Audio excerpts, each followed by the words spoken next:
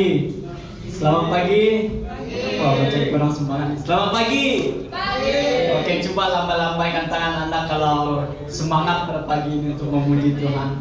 Oke, saya minta tim fashion musik naik ke atas. Dan sangat bersyukur saudara kalau punya kesempatan tiap minggu kita dapat hadir untuk datang beribadah di tempat ini. Sangat diberkati untuk tiap minggu juga kita dapat menghadirkan diri.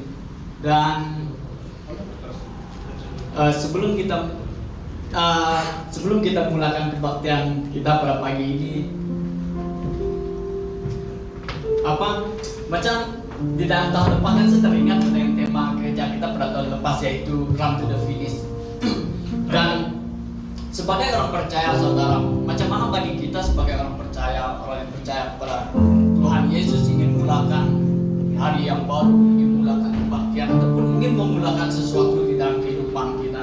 Dan saya percaya untuk setiap permulaan itu pasti kita bawa di dalam doa. Amin. Seperti di dalam sebuah larian 100 meter, mungkin untuk stretching di sebelum larian itu semua atlet dia akan ambil step, mereka baca ambil step, lepas itu mungkin mereka prepare, mereka punya semua barang untuk larian.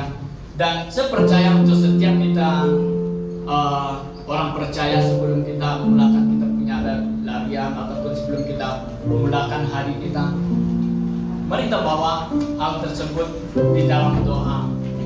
Dan saya rindu untuk setiap kita berdoa bagi orang di kiri kanan kita. Mungkin saat ini kita tidak dapat bersalaman, ataupun saat ini kita tidak dapat menyentuh orang untuk katakan selamat pagi.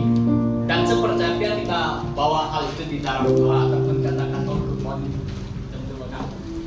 Mari kita bangkit berdiri, mari kita berdoa, kita serahkan kebaktian kita pada pagi ini di dalam tangan Tuhan. Haleluya Yesus, haleluya. Dan serindu untuk kita berdoa bagi orang di kiri dan kanan kita sebelum kita melakukan kebaktian. Haleluya. Yes Lord. Haleluya Tuhan Yesus. Tuhan, sebagai orang percaya Tuhan, sebelum kami mulakan segala sesuatu di dalam kehidupan kami Tuhan, kerinduan kami Tuhan ingin membawa segala hal tersebut di dalam doa Tuhan. Tuhan, pada pagi ini ya Yesus, sebelum kami memulakan kebaktian kami ya Tuhan, kami terlebih dahulu datang kepada Engkau Tuhan, bersujud dan berserah semuanya di dalam tangan Engkau Tuhan. Sebab kami percaya Allah yang kami sembah adalah Allah yang hidup. Sebab kami percaya Allah yang kami sembah adalah Allah yang berkuasa. Oleh sebab itu Tuhan, kami datang menghadap Engkau Tuhan pada pagi ini Tuhan, berserah Tuhan, menyerahkan kehidupan kami di dalam tangan Engkau Tuhan. Sebab kami percaya ada Allah yang mengatur hidup kami. Sebab kami percaya ada Allah yang menjaga hidup kami. Oleh sebab itu Tuhan, kami datang menyerahkan segalanya di dalam tangan Engkau Tuhan. Kami berdoa bagi keluarga kami Tuhan. Kami berdoa bagi pekerjaan kami Tuhan. Kami berdoa Tuhan bagi sahabat-sahabat kami Tuhan. Kami berdoa untuk setiap hal yang kami kerjakan Tuhan. Sebab kami percaya Allah yang kami sembah, Allah yang bekerja di dalam segala sesuatu. Allah yang kami sembah, Allah yang bertanda, Allah yang akan melakukan segala sesuatu. Allah yang akan terus bekerja di dalam kehidupan kami. Tuhan, terkadang Tuhan kami tidak mampu Tuhan. Tuhan, terkadang Tuhan kami tidak tahu apa yang harus kami kerjakan. Tapi oleh sebab pertolongan Engkau Tuhan, oleh sebab Engkau yang memimpin kami Tuhan, sehingga akan kami melewati lembah dengan kuasa Engkau Tuhan, sehingga akan kami melewati saat-saat sulit dengan kekuatan Engkau ya Tuhan Yesus. Oh haleluya Yesus, haleluya Tuhan. Tuhan, pada pagi ini Tuhan kami berdoa Tuhan, sebelum kami mulakan kebaktian kami Tuhan, kami berdoa bagi setiap yang hadir Tuhan. Kami percaya Tuhan, lewat daripada kebaktian pada pagi ini Tuhan, kami mendapat sebuah kekuatan yang baru, kami mendapat semangat yang baru. Oleh sebab Engkau Tuhan yang akan terus menguatkan kami Tuhan. Yes Lord, haleluya Yesus. Segala kekhawatiran kami Tuhan, segala ketakutan yang kami miliki Tuhan, kami datang serahkan kepada Engkau ya Yesus. Biar Engkau Tuhan yang memberi kami roh yang bebas memuji Engkau pada pagi ini Tuhan. Untuk kami ingin datang menyembah Engkau Tuhan dengan hati yang tulus Tuhan. Oh haleluya Yesus, haleluya Tuhan. Oh yang Engkau disembah ya Tuhan, yang Engkau disembah ya Yesus. Haleluya Tuhan. Terus berkati kebaktian kami pada pagi ini Tuhan Yesus. Haleluya Yesus, haleluya Tuhan. Ini doa kami di dalam nama Tuhan Yesus kami sudah berdoa. Amin. Haleluya. Mari kita bersorak-sorai bagi Tuhan kita. Setiap ayat dipimpinkan. Amin. Sorakan haleluya. Haleluya.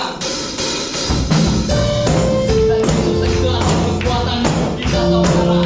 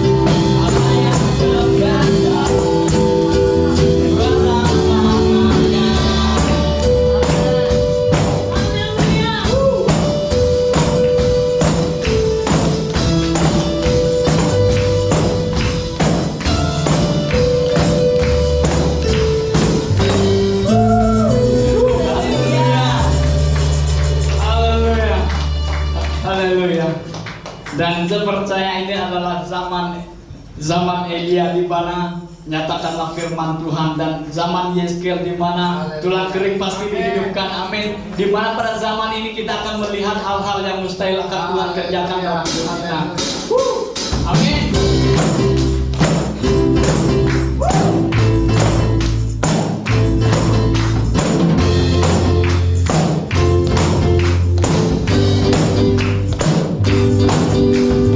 Inilah zaman Elia, nyatakanlah firman Tuhan. Dan inilah zaman hambamu, Musa kebenaran dipulihkan. Dan itu zaman ujian besar, dan kegelapan. Di antara kita akan bersatu, siapkan jalan bagi Tuhan. Dia datang, dia datang, tapi bersinar, surya kebenaran akan suara. Ini tahun Yobel, dari bukit Sion keselamatan datang.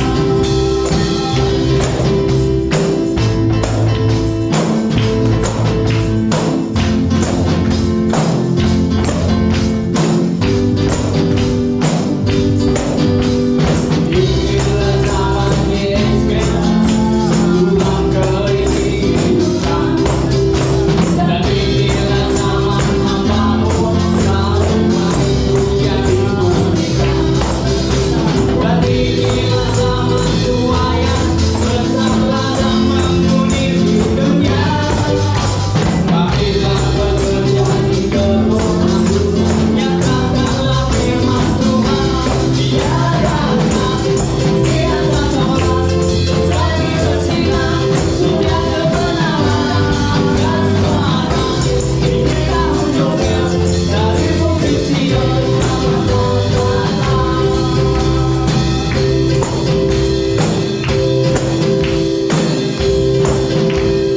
Telah ada yang akan datang, yang telah ada yang akan datang, yang telah ada yang akan datang, yang telah ada yang akan datang.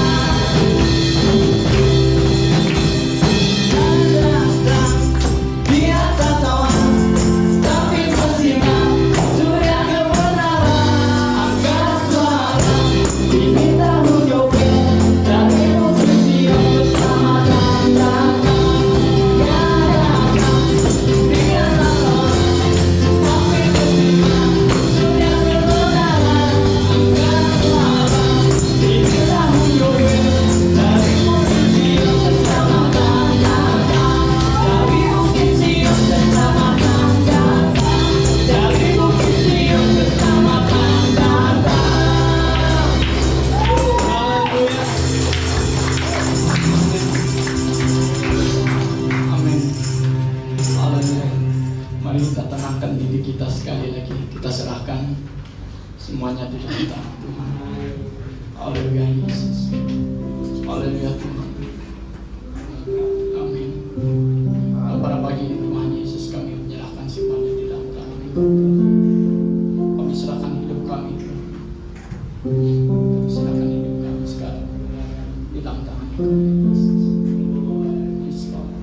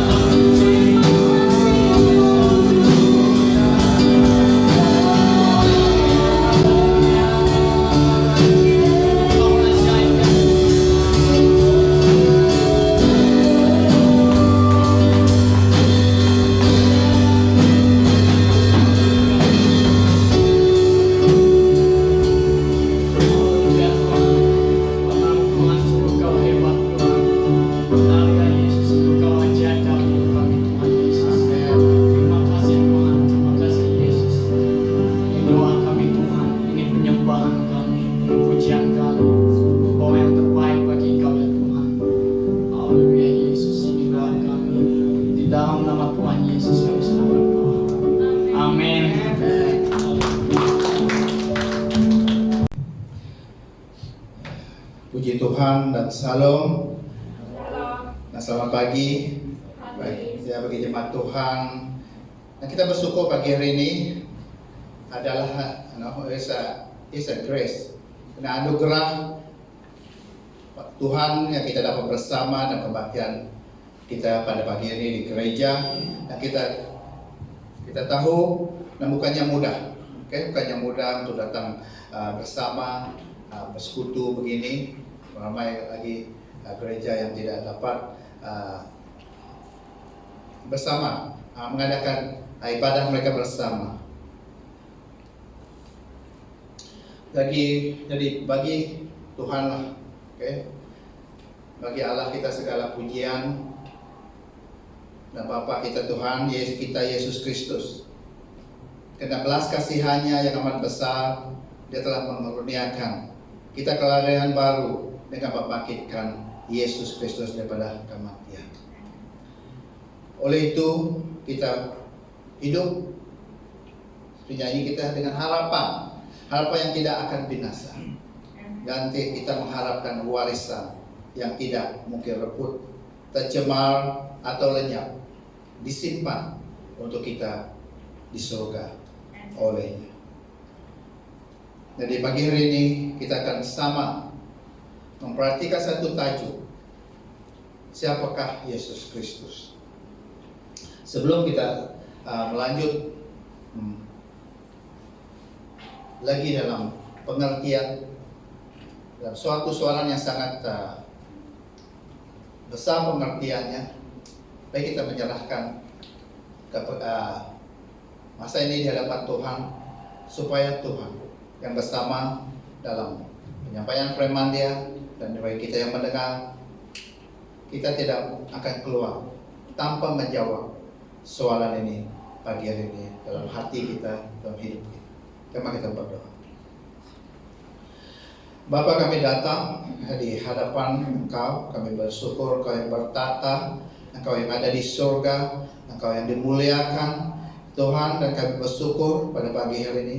Ini kami, umat-Mu, umat yang telah ditebus oleh anak-Mu Yesus Kristus. Bapa, kami telah datang dengan hati yang penuh sukacita pada pagi hari ini, karena kami tahu kami ada harapan, kami tahu karya yang bersama dalam hidup kami yang memberi kami pengharapan karena membangkitkan Yesus Kristus dari kematian. Dan Bapa, dengan ini Tuhan, kami ada penuh pengharapan bahwa Tuhan, bahwa hidup kami bukannya sia-sia, bukannya tidak ada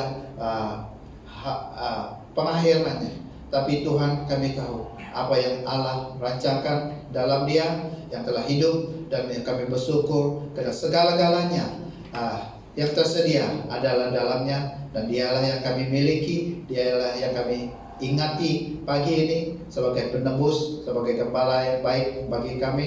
Dan oleh itu Tuhan, kami minta supaya Roh Tuhan yang menolong dalam firman-Mu yang pagi hari ini, penyampaian firman-Mu, biar firman-Mu Tuhan, kami ada pengertian yang benar, dalam pengertian tentang siapa Yesus Kristus bagi diri kami Tuhan. Kalau itu secara pribadi Tuhan, oleh itu kami minta Roh Kudus Engkau yang mengurapi hamba dan juga para mereka yang mendengar, hati mereka juga terbuka dan memberi perhatian untuk firman-Mu ini Tuhan. Kami minta ini dalam nama Tuhan Yesus, Tuhan yang berkuasa di bumi dan di surga. Amin.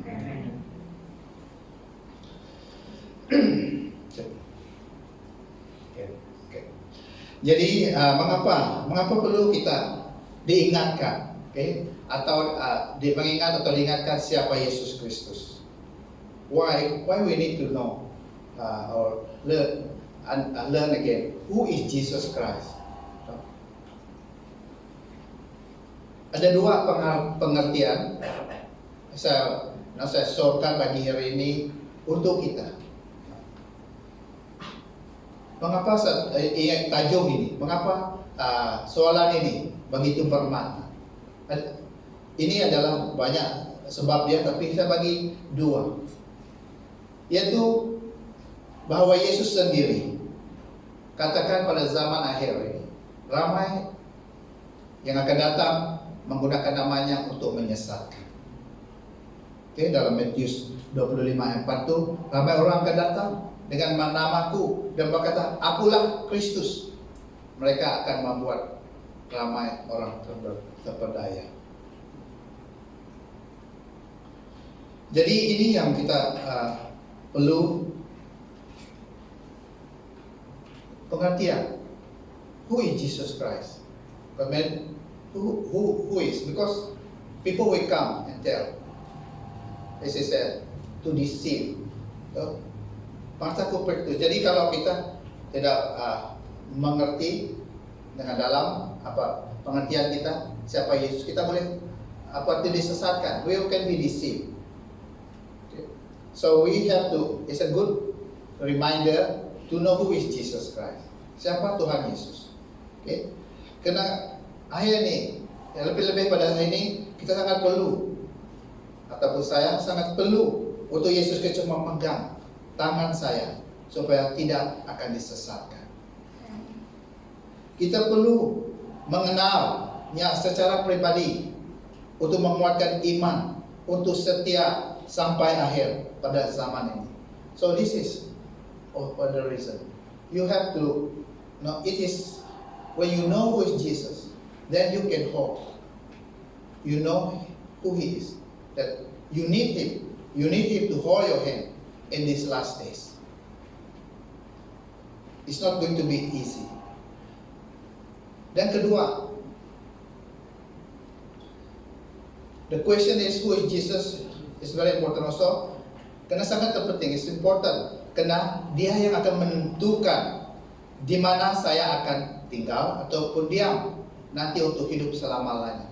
Where I stand, where will I live, my eternity is depend on who is Jesus Christ. So this question is very important because it's make a very different, no, of my eternity. No? To know who is Jesus is very, very significant because it will determine where I will in my eternity, where will I spend my eternity.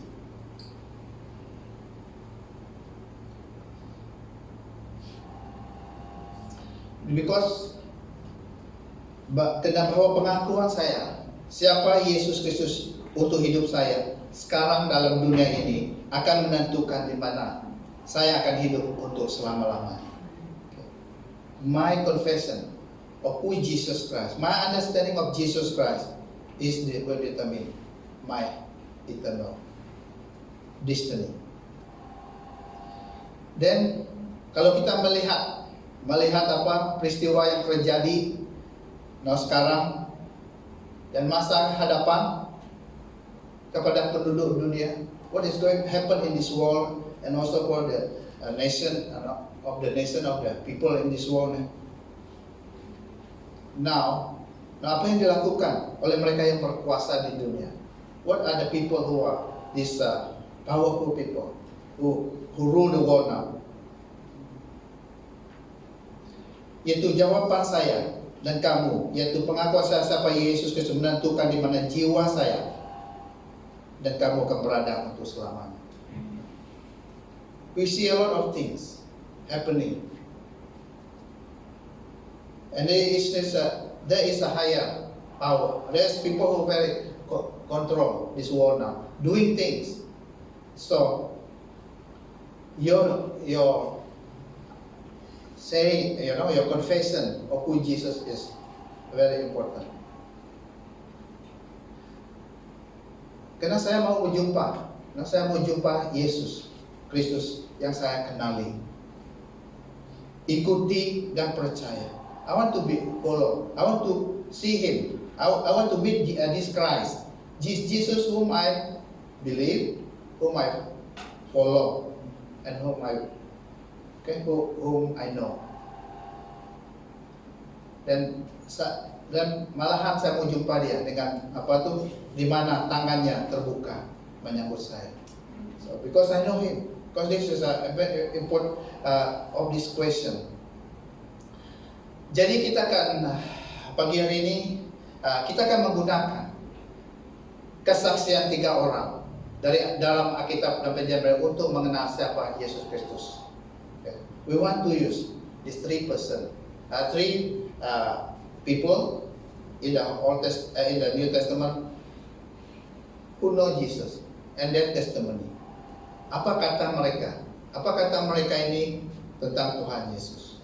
Yaitu pertama Yohanes Pembaptis, kita melihat kesaksian dia, dan kita mau lihat Thomas, Rasul Thomas, apa kata dia dalam Tuhan Yesus, dan ketiga Rasul Yohanes.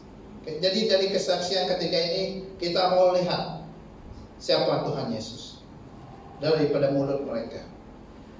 Nah, latar belakang ketiga orang ini, mereka dalam hidup mereka pernah bertemu dengan Tuhan Yesus, dan ini secara pribadi. They meet, all these three meet Jesus. So what is come out from the mouth, the testimony of Jesus is from the experience. Yaitu is not what they hear, bukannya apa yang mereka dengar. Kesaksian mereka bukannya apa yang mereka dengar dari orang lain dan ditulis oleh mereka, tapi dari pertemuan mereka dengan Tuhan Yesus dan dari mulut mereka sendiri. Ini yang kesaksian yang kita dari mulut mereka. Jadi ini kesaksian ya, mereka ini mesti ada dari mulut dari mereka sendiri, dan mesti ada credibility, ya, boleh dipercayai kesaksian mereka ini. Dan kita pagi ini kita akan mendalami sedikit, akan mendalami makna. Nah, daripada kesaksian mereka tentang Tuhan Yesus, yaitu maksud tentang Yesus Kristus dalam kesaksian. When they say this, what is the meaning? Okay, that is what we are. We know what they say, but what is really the implication? Apa maksud dalam kesaksian mereka ini? Okay. Jadi ini yang sama kita pelajari pagi hari ini untuk kita meneliti sedikit pengertian daripada kesaksian mereka. Pertama kita akan melihat kesaksian Yohanes Pembaptis dari dia, dan kita baca sama-sama dalam Yohanes 1:32-36. Ini kesaksian Yohanes. Ini dari mulut Yohanes sendiri. Kita melihat apa yang Yohanes katakan. Oke, kita baca Yohanes 1:32 hingga 36. Ayat 32 kata, sama kita baca. Yohanes memberikan kesaksian, aku melihat roh seperti burung merpati turun dari langit lalu hinggap di atasnya. Oke. Dahulu aku sendiri pun tidak mengenalnya, tetapi dia yang mengutusku untuk membaptis orang dengan air telah berfirman kepadaku, engkau akan melihat roh turun lalu hinggap di atas seorang. Dialah yang akan membaptis orang dengan Roh Kudus. Hal itu telah kulihat sendiri, maka aku berkata kepadamu, dialah Anak Allah. Pada hari yang berikutnya, Yohanes berada di situ lagi bersama-sama dua orang muridnya. Dia melihat lagi Yesus lalu di tempat itu, dan dia berseru, lihatlah Anak Domba Allah. Amin. Jadi bahwa ada dua kesaksian.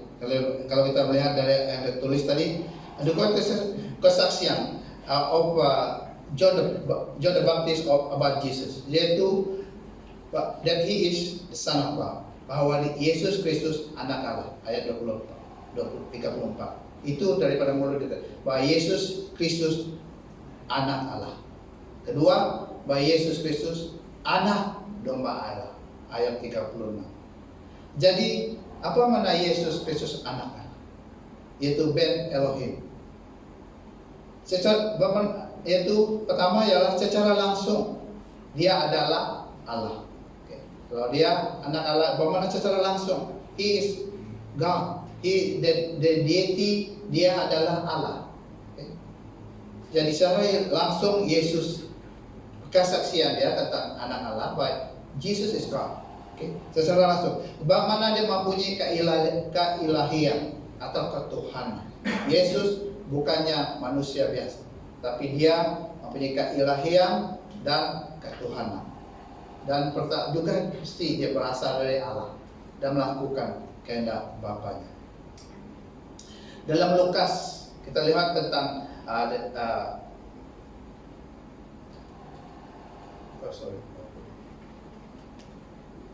dalam Lukas, Lukas ini tentang kelahiran Tuhan Yesus. Siapa Tuhan Yesus? Yaitu Lukas 1:35. Malaikat itu menjawab, Roh Kudus akan turun ke atasmu dan kuasa Allah yang Maha Tinggi akan menaungimu. Oleh itu anak cuci yang dilahirkan akan digelar anak Allah.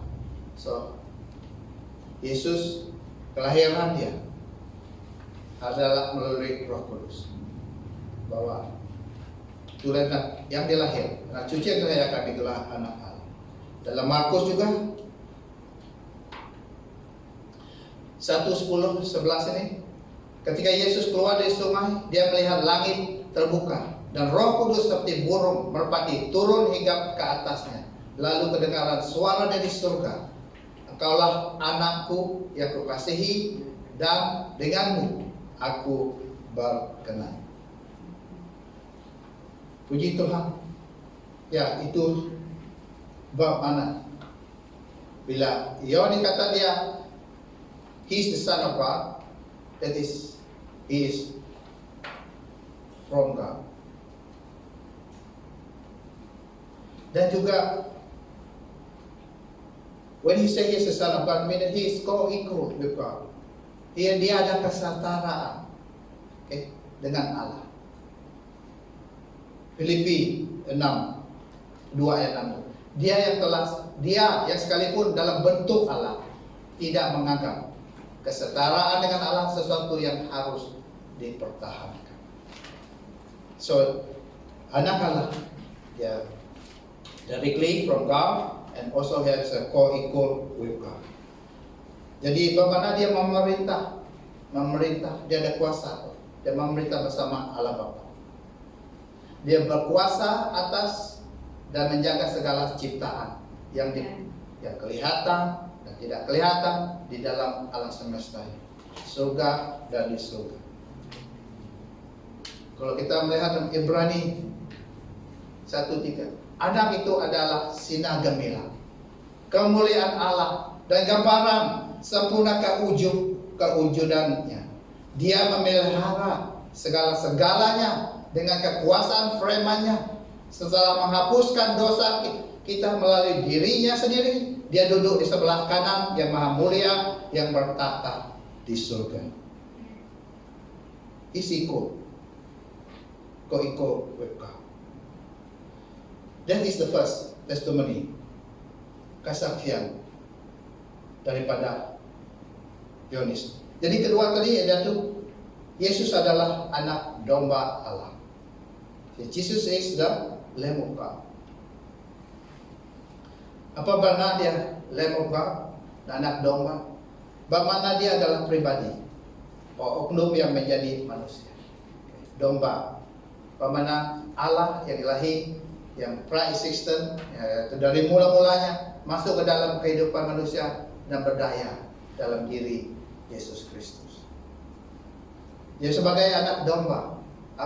What does that mean? He is sebagai pendamai bagi manusia dengan Allah.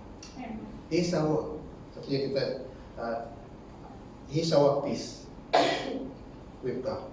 Now, it is true when He said He's the Lamb of God. I mean He is the one who make peace with God.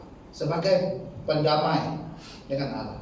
Yaitu dia, karena dia domba, dia menjadi korban kepada Allah.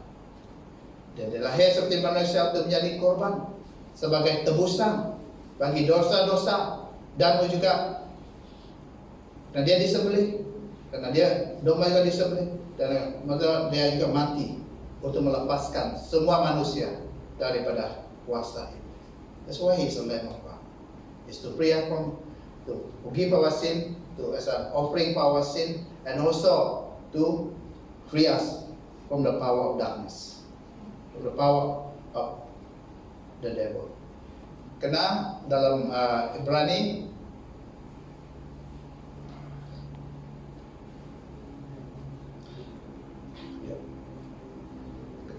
dalam Ibrani that is what it means. The next one, when he said that he is also the Lamb. I think I read this one. So this is the verses, the support. When he said that I'm the Lamb of God, bila dia kata anak domba, sebagai tebusan untuk menebus dosa kita. Dalam 1 Petrus 1:18 ayat 9 dia kata, kamu mengetahui bahwa untuk membebaskan kamu daripada hidup sia-sia, warisan nenek moyangmu, tebusannya bukanlah sesuatu yang dapat dibinasakan seperti perak atau emas, tetapi darah Kristus yang amat berharga, darah anak domba yang tiada cacat celah. Dalam Ibrani 2:14, oleh sebab anak-anak itu telah mendapat tubuh manusia, dia sendiri pun mendapatkannya, supaya melalui kematian dia dapat memusnahkan iblis yang berkuasa atas kematian. Puji Tuhan. That is the Lamb of God, to make a peace with God, menjadi pendamai bagi manusia dengan Allah, menggunakan darah dia sendiri. Dan juga satu sebagai domba Allah, bahwa dia adalah untuk menjadi imam besar dengan Allah, to be a high priest who made before God. Yaitu pribadi Allah yang mewakili manusia di hadapan Allah, pribadi Allah yang memahami manusia secara lahiriah, secara daging, darah daging. Allah yang telah menjadi seperti ciptaannya dalam tubuh dan jiwa. Wow. That's why Lamb of God. Menanda ini supaya dia menjadi imam besar, layak menjadi imam besar. Imam bukannya yang tidak tahu apa yang manusia lalui, but he is the one who have gone through everything. That's why he is qualified to be the Lamb, the high priest for us, for mankind, because he is born as a human. Therefore, that's why he's a Lamb of God. Jadi, puji Tuhan, dia adalah imam besar bagi kita. Ibrani 2:17 hingga 18.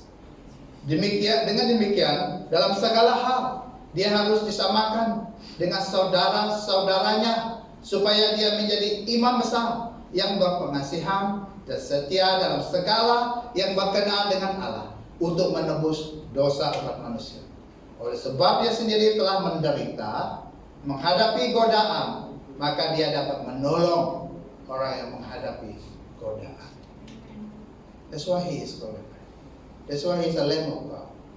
Because he been a human. He feel, he go through all the trial, he go all through the suffering what men go through. He is glorified. That's why John the Baptist said, behold the Lamb of God.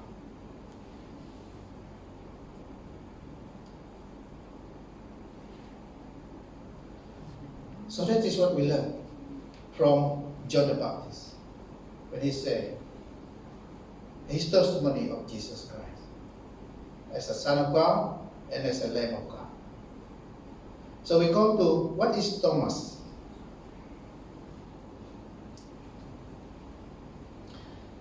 We read in, this is a testimony of one of the disciples named Thomas, an apostle of Jesus Christ.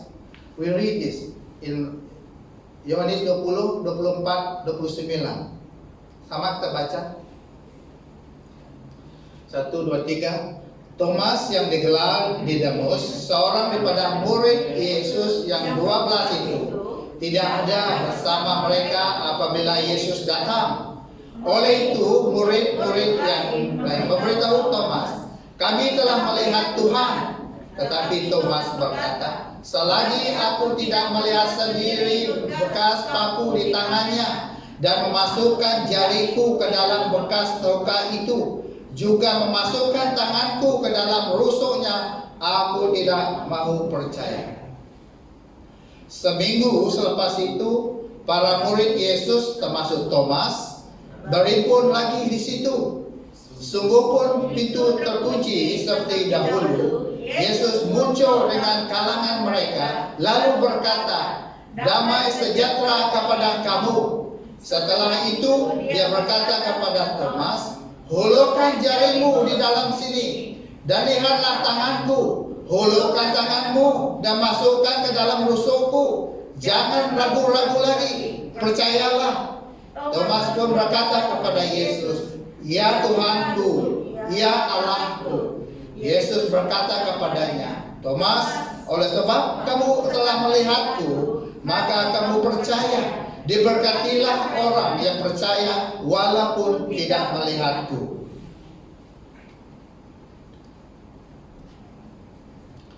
Jadi apa kesaksian Thomas? Pertama, Yesus adalah Tuhan. Bagaimana kalau berarti Tuhan? Yaitu membuat Yesus yang berkuasa dan berhak atas diri dan harta. Itu Tuhan. Kita melihat tadi dari seorang yang sangat skeptikal, orang sinis, orang yang tidak mudah percaya. Tetapi setelah melihat Yesus Kristus muncul terbangkit dari kuburnya di hadapan matanya sendiri, apa Thomas kan? Thomas memanggilnya Tuhan. Dan sejarah Thomas lepas ini berubah. Dia berubah menjadi seorang yang sanggup menderita dan mati menjadi penginjil Yesus Kristus. Dari kesaksiannya, bila dikata Tuhanku, yaitu bahwa Yesuslah Tuhan untuk hidup dia. Dan Thomas salah satu-satunya sebagai satu rasul itu yang pergi paling jauh di antara mereka yang lain untuk memberitakan Injil Kristus. Sejarah menunjukkan dia pergi ke India dan mati di sana, tinggal dan mati di sana, dan dibunuh di sana, yaitu di selatan India di wilayah Kerala. Dan tradisi juga dia pernah pergi ke Cina dan even ke Indonesia untuk memberitakan Injil. Jadi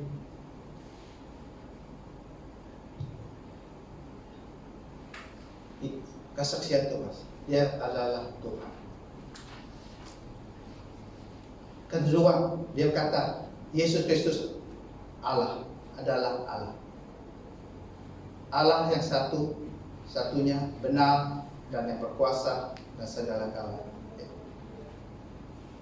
Nah, dalam Ulangan ini ditulis, dengarlah wahai Israel, Tuhan ialah Allah kita. Tuhan itu Esa.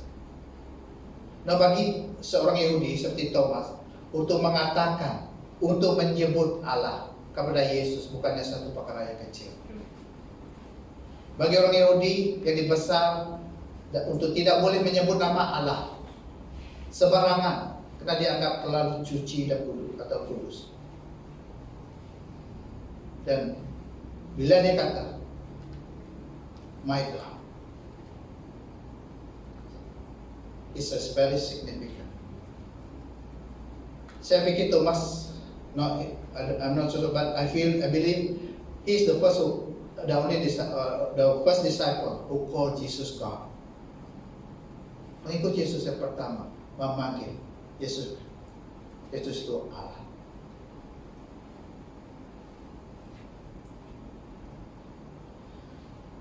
Si pengalaman bertemu Yesus Kristus yang telah bangkit itu pasti menggoncangkan jiwa atau membuat kejutan jiwa yang begitu besar bagi Thomas sampai dia tidak terfikir lalu memakai Yesus Allahku. It shake him to the core. Okay.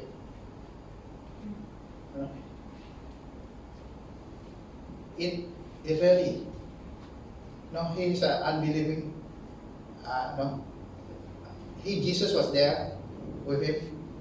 He is a disciple, but until still he don't believe. So when Jesus saw him, he's really second. Dia begitu terkejut dan saya pikir inside him. Kalau kita ada pada masa itu, mungkin dia, if you see Thomas, he might be really speechless.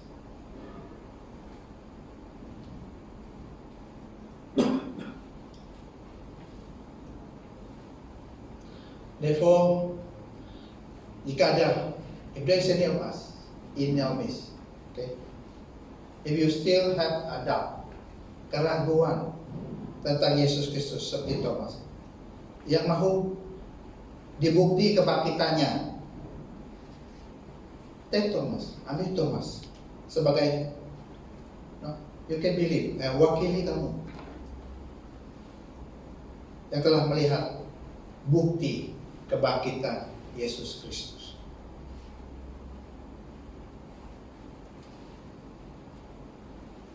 Janganlah ragu-ragu, tak percaya. Percaya kepada Yesus. Satu saja Tuhan untuk hidup kamu. Now with this, what Thomas gone through,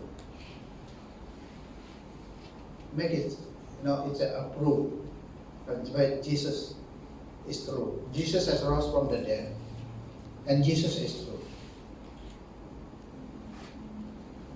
Put your faith in Jesus. Okay. Percaya kepada Yesus. We take him, believe in Jesus, the only one God for your life. Because Jesus promise, ini janji Tuhan untuk hidup kamu, bahwa He will bless you. Yesus berkata untuk kamu akan diberkati oleh Dia sendiri. Dalam ayat 29b itu, diberkatilah orang yang percaya walaupun tidak melihatku.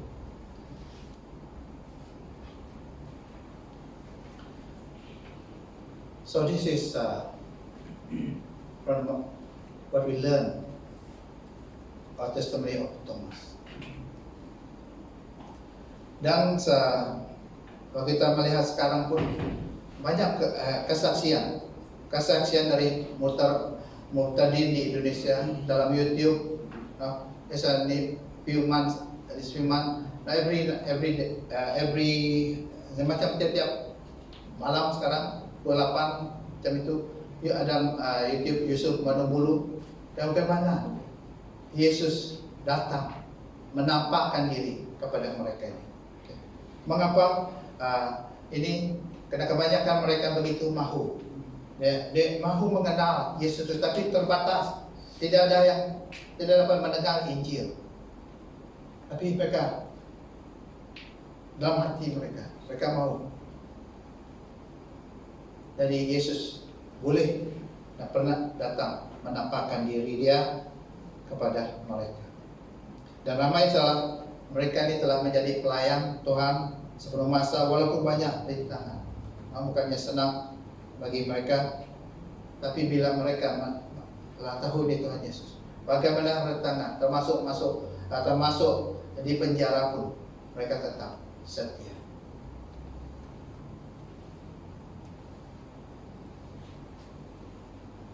Dan kita mau melihat kesaksian daripada Rasul Yohanes. Yang pertama, kita akan melihat kesaksiannya dalam buku Injil Yohanes. Dan kedua, kita melihat sedikit kesaksian dia dalam buku Wahyu. First, his testimony in the Gospel of John, and second, his testimony when he saw Jesus in the book of Revelation. Okay, we read this, sama kita baca Yohanes 1 hingga 5, sama kita baca 1, 2, 3. Pada permulaan sudah wujud Firman, dan Firman itu bersama Allah, dan Firman itu ialah Allah. Dia bersama Allah pada permulaan. Segala-galanya diciptakan melalui Dia. Daripada segala yang wujud, tiada suatu pun yang dicipta tanpanya. Hidup ada dalamnya, dan hidup itu adalah cahaya manusia. Dan cahaya itu bersinar dalam kegelapan, dan kegelapan tidak menguasainya. Amin. So, what is the here? The story of John in the Gospel yaitu that Jesus is the Creator. Dialah Sang Pencipta, dan He has been in, kewujudannya adalah sebelum dunia dijadikan. That is what we learn. Okay, that is the testimony of John. That Jesus is the Creator Himself, and His existence is before the world. That what we read just now. Dalam Kolose kita baca juga Kolose 1, 15, 17 ini tentang Yesus. Dia ialah gambaran Allah yang tidak kelihatan. Dialah anak sulung antara segala yang diciptakan. Karena melalui Dia segala sesuatu diciptakan yang wujud di bumi dan di surga, yang kelihatan dan tidak kelihatan, baik yang bertata maupun yang berkuasa, baik pemerintah maupun kerajaan, segala-galanya telah dicipta melaluinya dan untuknya. Dia terdahulu daripada segalanya, dan setiap yang wujud ada dalamnya. Puji Tuhan. This is Jesus Christ. Dia adalah yang mencipta ataupun menjadikan segala-galanya. Adanya alam semesta adalah karena Dia yang mencipta. Adanya makhluk atau hidupan adalah oleh Yesus Kristus. Kejadian 1:1, pada mulanya Allah menciptakan langit dan bumi.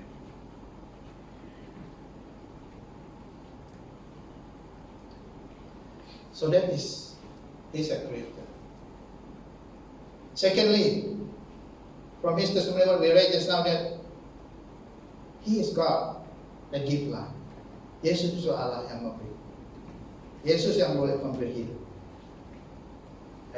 Hidup ada dalamnya, dan hidup itu cahaya manusia.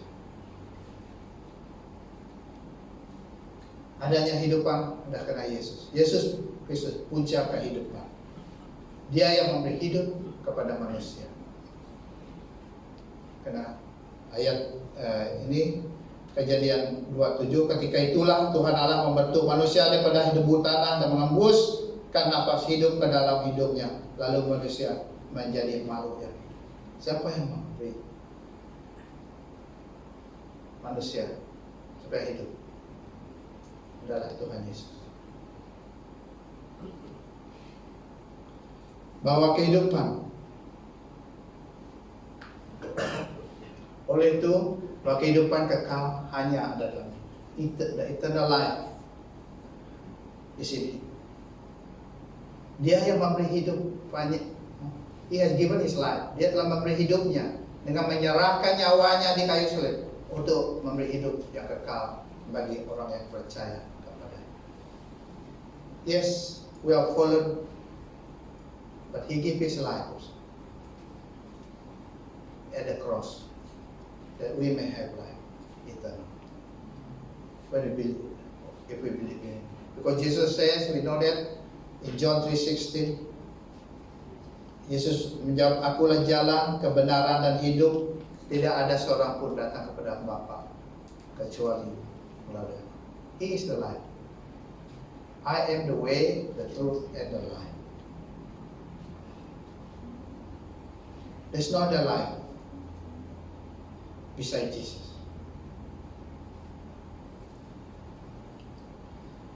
And I want us to concentrate on the third one.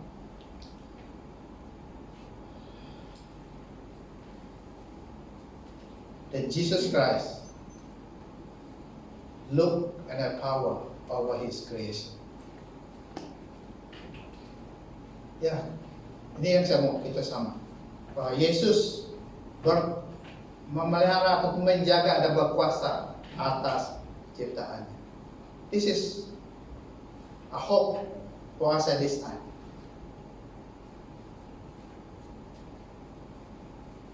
Dan ayat 5. Dan saya itu bersinar dalam kegelapan, dan kegelapan tidak menguasainya. See, apa yang berlaku dalam dunia sekarang adalah kuasa kegelapan mau melawan kuasa terang. Kuasa kegelapan itu yaitu dari iblis mau menggunakan teknologi untuk mengubah apa yang telah Yesus Kristus, kuasa terang itu, telah cipta.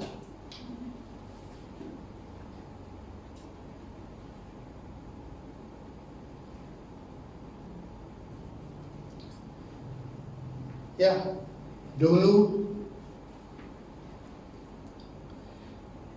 pada zaman awal, in the beginning of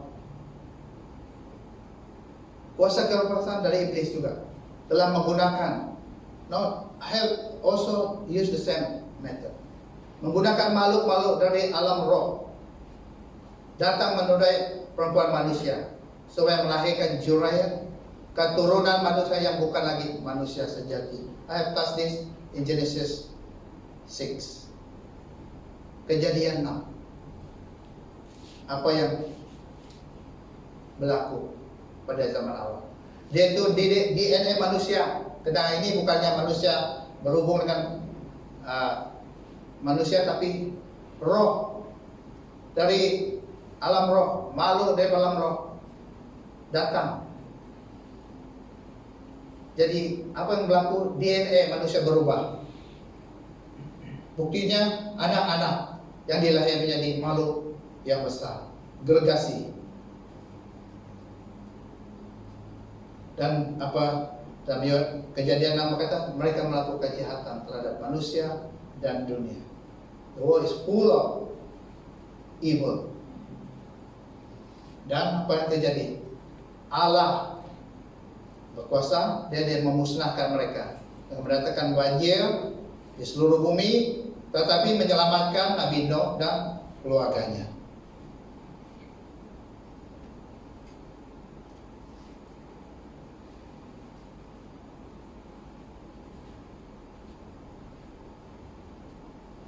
Jadi apa yang berlaku sekarang? We are facing the same.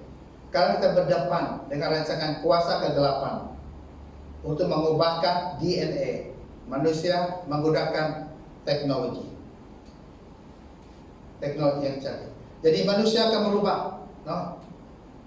menjadi manusia versi kedua, human 2.0. Yaitu akan melakukan transhumanisme, bahwa akan ada perubahan dalam DNA manusia. Mereka sudah ada teknologi seperti hydrogel, nanorobot, luciferase, dan alat-alat pintar, AI, intelligence, kapitalan buatan, dan sebagainya untuk boleh mengubah DNA manusia. Cara bagaimana mereka akan masukkan bahan ini dalam tubuh manusia adalah melalui vaksin. Di samping itu memang ada sudah teknologi boleh mengubahkan DNA manusia melalui kaedah CRISPR, ini short form perkataan dia, yaitu mereka boleh memotong bagian DNA yang mau diubah dan memasukkan DNA yang baru pada bagian yang telah dipotong. So what we experience? apa yang terjadi di dunia sekarang, di seluruh dunia adalah untuk mempersediakan manusia, untuk mengambilnya. Naratif dalam media massa dan perkara yang kita dengar yang berlaku kita ada sekarang lalui adalah untuk menuju ke arah itu, basically menyediakan kita kepada perkara ini. Kita melihat dalam Wahyu 18:23. Cahaya lampu. This is the judgment of Babylon, hukuman untuk Babylon. Jadi apa yang terjadi kepada dia? Cahaya lampu tidak akan bersinar lagi di dalammu. Suara pasangan pengantin tidak akan kedengaran lagi di dalammu. Saudara-saudaramu dahulu orang besar-besar di dunia kena dengan kuasa sihirmu. Semua bangsa telah terpedaya. Kalau kita melihat perkataan sihir dalam Yunani, isa pharmakia. Jadi it is where we have the word. Kita menggunakan perkataan farmasi. Di mana kita perkataan farmasi? Jadi penggunaan. Ini bagaimana ini adalah penggunaan untuk pengambilan obatan dadah odra. Dibaca mana mereka terpedaya kena sihir farmasi. Lagi bagi umat Tuhan, saya mau kita tetap menjaga tubuh dan jangan mengambil dan menyertai dalam rancangan mereka.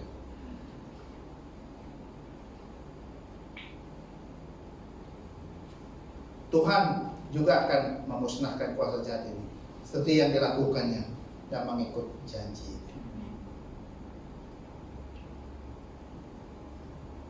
Dalam Wahyu tentang ini, Wahyu 18:21. Kemudian malaikat yang gagah perkasa mengangkat batu yang besarnya seperti batu kisar rupanya, lalu meluntanya ke dalam laut sambil berkata, demikianlah dengan dasarnya kota Babel yang agung akan dilenyapkan dan tidak akan ditemui lagi. Jadi Tuhan janji Tuhan tadi. Dan saya itu bersinar dalam kegelapan. Kegelapan tidak dapat menguasai. Tuhan Yesus berjanji menyertai kita dan bersama kita selagi kita setia mengikut kepada Dia. Dia telah mengalah kuasa kegelapan dengan kebangkitan dari kematian. Dan Yohanes 8:2, Yesus berkata lagi kepada mereka, akulah cahaya dunia. Orang yang mengikutku tidak akan berjalan dalam kegelapan, tapi akan mempunyai cahaya hidup. So that is we learn when John said in the gospel of who Jesus. Akhir kita melihat kesaksian dia dalam Wahyu.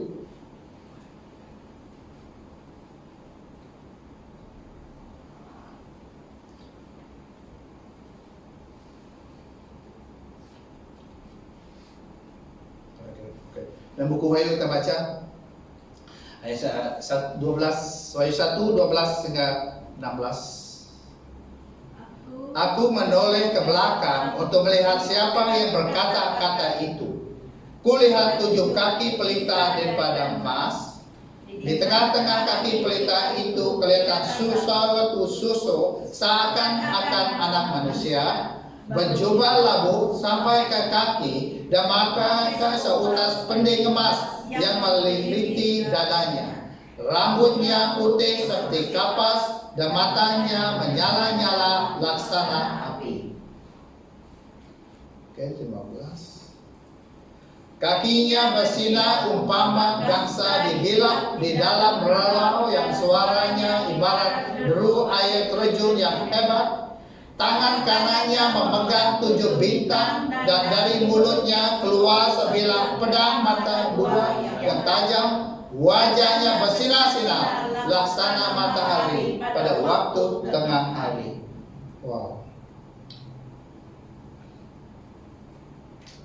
So, apa yang kita melihat?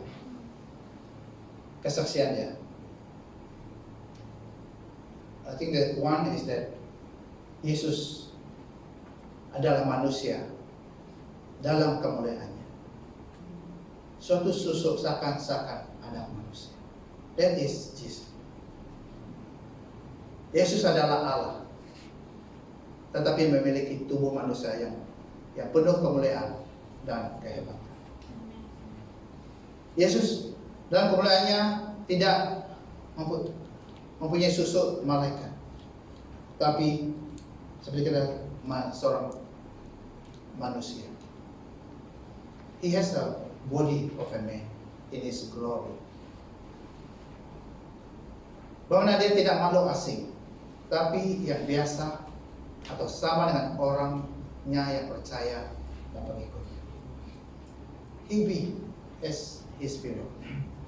Dia memiliki tubuh manusia yang baru, ya, dan memang tubuh yang dia miliki adalah tubuh yang baru, yang sempurna, yang tidak lagi hina, yaitu tidak lemah, tidak berpenyakit, tapi tidak seperti kita, tapi akan terus, no? Dia tidak akan tua, dia akan tetap in his prime. Itu yang badan yang Yesus miliki at his prime. Dan juga dia memiliki tubuh yang menyinari dan memantul cahaya kemuliaan. Dan memiliki tubuh yang kekal, untuk hidup yang kekal, untuk selama-lamanya. Now, this is also what Jesus promised, to have this type of body. This is what we're going to have. Karena inilah tubuh yang dijanjinya kepada sesiapa yang percaya dan menjadi pengikutnya. 1 Yohanes 3:2. Sahabat-sahabat yang kukasihi, sekarang ini kita anak-anak Allah, tapi belum nyata bagaimana keadaan kita kelak. Tapi kita tahu bahwa apabila Kristus datang, kita akan menjadi sepertinya, karena kita akan melihatnya dalam keadaannya yang sebenar.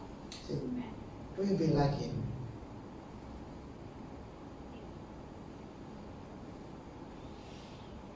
In a globe.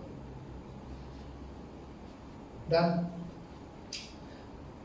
dalam buku Daniel juga tentang akhir zaman, ramai daripada kalangan yang tidur dalam tanah yang berdebu akan bangun sebagaimananya untuk mendapat hidup kekal, manakala sebagian lagi untuk mendapat celaan dan kehidupan yang dan kehinaan yang kekal. Tapi akan bersinarlah orang yang bijaksana seperti cahaya cakrawala, dan mereka yang memimpin ramai orang kepada kebenaran akan bersinar seperti bintang untuk seterusnya dan selama-lamanya. Haleluya. Dan Rasul Paulus juga menulis dalam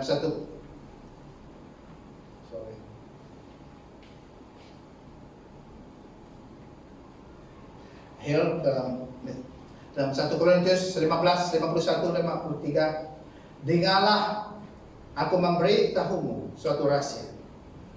Tidak kita semua akan mati, tapi semua akan diubah serta-merta dalam sekelip mata, ketika bunyinya sangkakala yang terakhir. Pada saat itu orang mati akan dibangkitkan dalam ketidakbinasaan, dan kita yang masih hidup akan diubah. Karena yang boleh binasa ini mesti mengenakan bentuk yang tidak boleh binasa, dan yang boleh mati ini mesti mengenakan bentuk yang tidak boleh mati. Puji Tuhan. So that is who Jesus.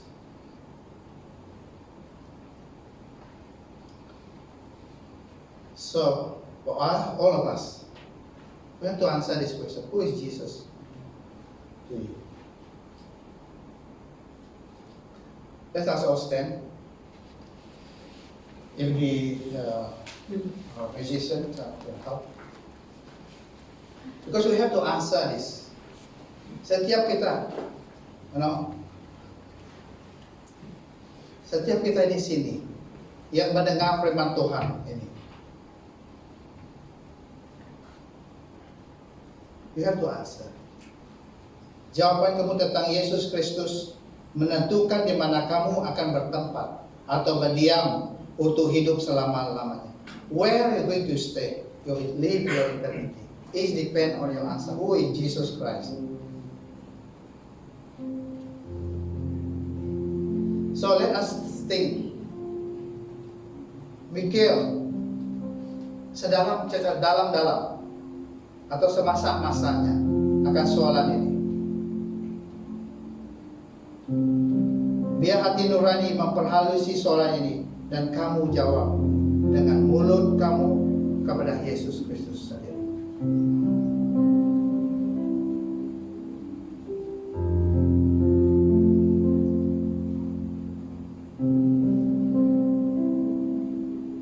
I will still remind you. As I said, the answer for you to this question. Who is Jesus?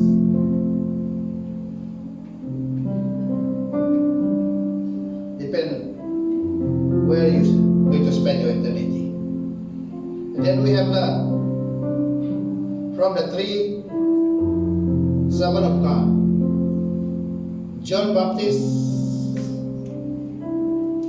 Thomas, and Apostle John. Their testimony that Jesus Christ is the Son of God. Bahwa Kristus adalah anak Allah. Kedua, bahwa Yesus Kristus anak domba Allah.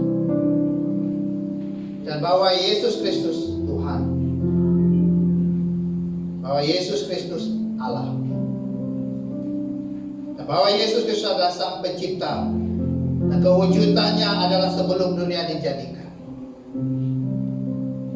Dan bahwa Yesus Kristus adalah Allah yang memberi hidup. Dan bahwa Yesus Kristus berkuasa dan menjaga ciptaannya. Dan bahwa Yesus Kristus adalah manusia dalam kemuliaannya.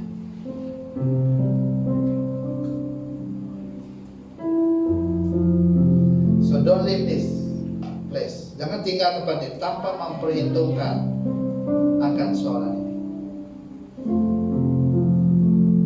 Juga jika ada bahagian tentang soalan Yesus Kristus dari kamu, belum membuat keputusan untuk percaya dan mengikut Dia, saya mau kamu juga berkeputusan pagi ini. Now if there is any part of this, where Jesus Christ, whether He is Lord, is God, is not, you haven't met, then you have to.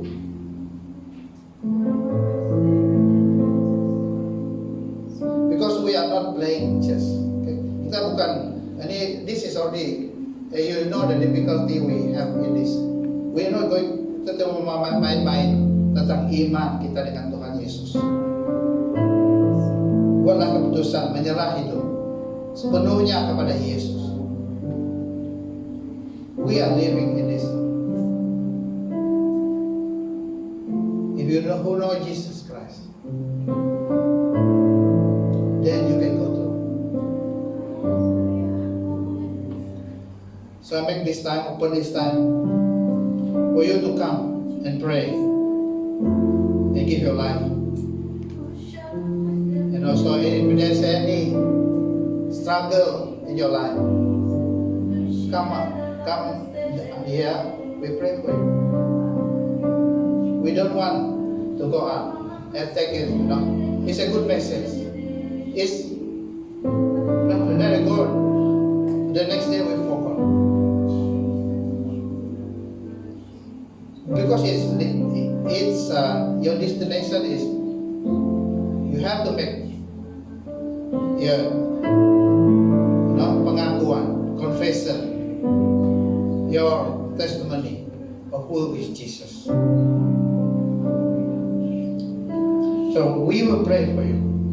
Kami akan bantu. If there's any you're struggling,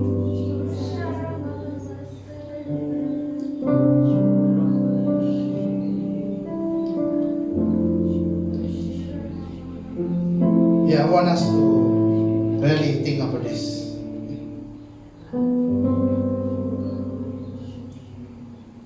Days are gone when we can play chess.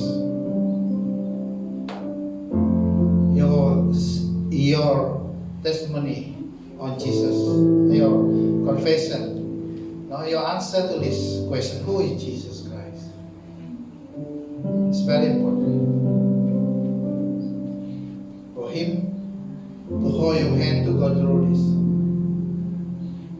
To go through this, it is end time. Okay.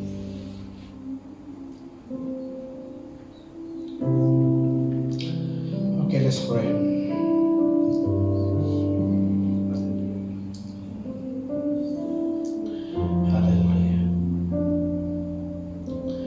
Hallelujah. Hallelujah. Hallelujah. Oh Lord Jesus, we thank you that who you are. Kami bersyukur mengenal Engkau Tuhan Yesus.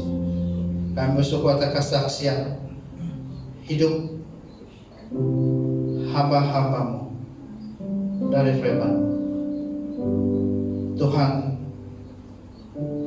kami mengakui Engkaulah Allah, anak Allah, anak domba, pencipta,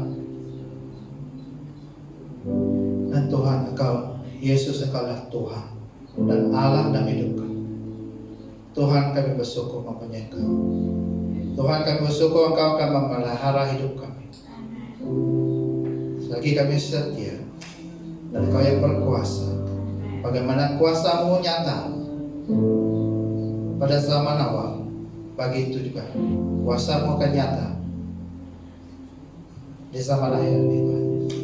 Terima kasih Tuhan atas firman-Mu. Kami menyerah biarlah Roh Kudus terus bekerja dan menguatkan iman kami untuk tetap hidup bagi Engkau, supaya kami memiliki hidup yang kekal bersama dalam kemuliaan.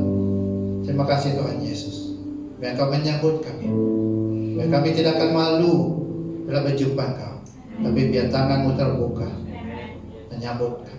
Dalam nama Tuhan Yesus kami berdoa dan mengucapkan syukur. Amin.